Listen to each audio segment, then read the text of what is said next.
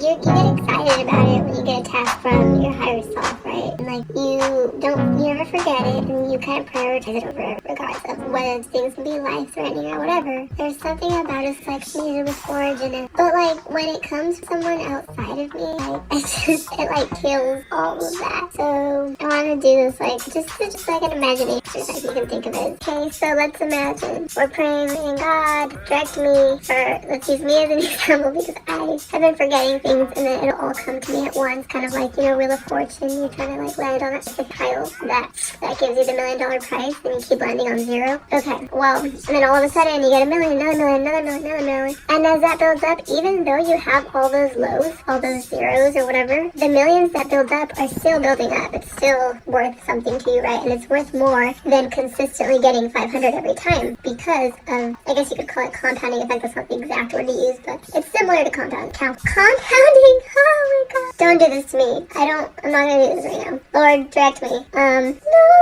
direct me. Imagine now that someone outside of you comes and tells you, you have to get 1 million. You have to get 1 million every single time. So think about your personal life situations.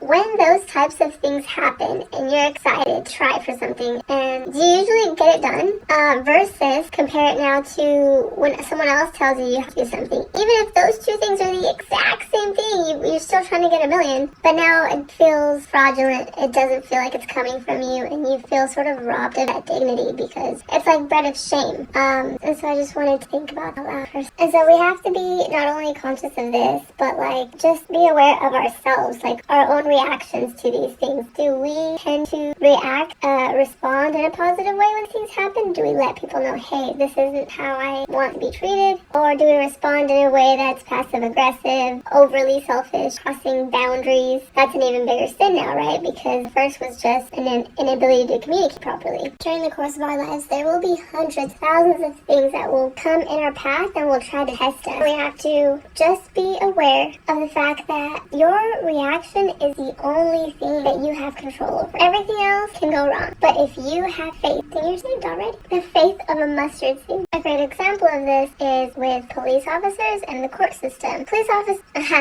often get called more by narcs and like people trying to manipulate a situation than by actual victims. Why? Because humans read the Lord of the Flies and that'll tell you why. But my point is, these people also are put in position to become cops and judges and lawyers and all these because they want glory. And it's not so often that they do it to actually help people. So just by being aware of that, we can see the whole world through different eyes now. See that when the police get called, even if it's done for the wrong reasons and you're upset, that all we really have to do is be aware that our reactions are what people are really digging for, I can't even count on both hands how many people I see, and they'll even say it to me and they're like, well, why didn't you just say that he hit you?